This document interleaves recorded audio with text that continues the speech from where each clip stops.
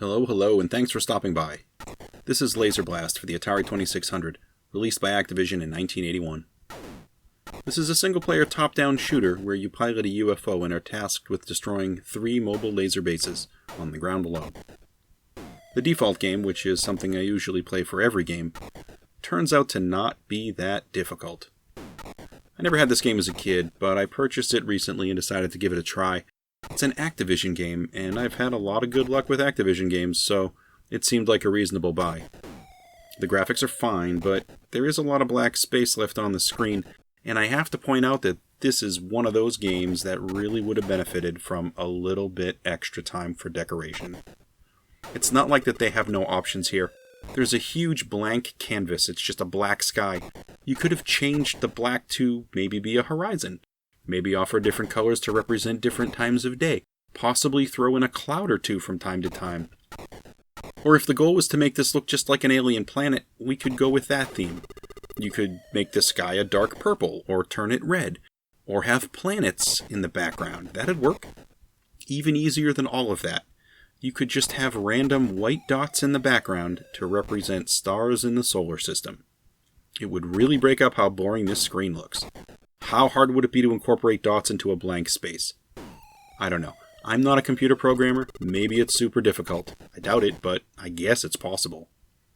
Anyway, you have 3 UFOs in your fleet, and I played the first few games shooting and getting shot down consistently.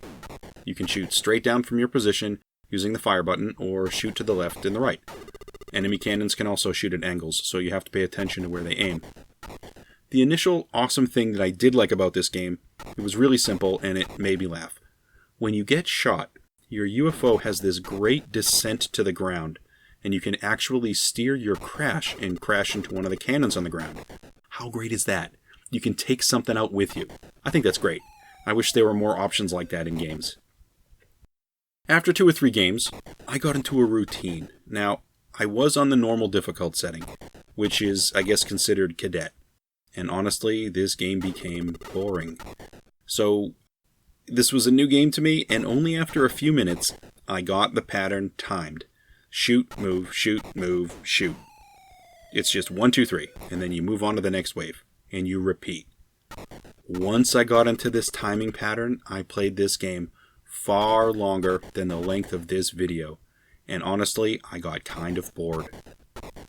I certainly got shot down once every now and then, but I played past 20,000 points, and that's before I stopped. I could have kept going.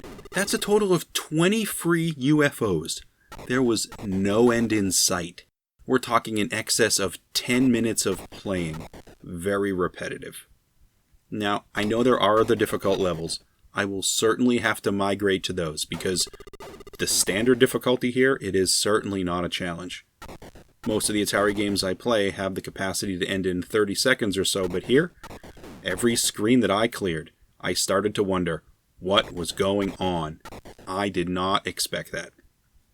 Excepting the laser that you shoot, which comes out quickly in various colors, there are really only 4 colors in this game, and there are only 3 enemies per screen.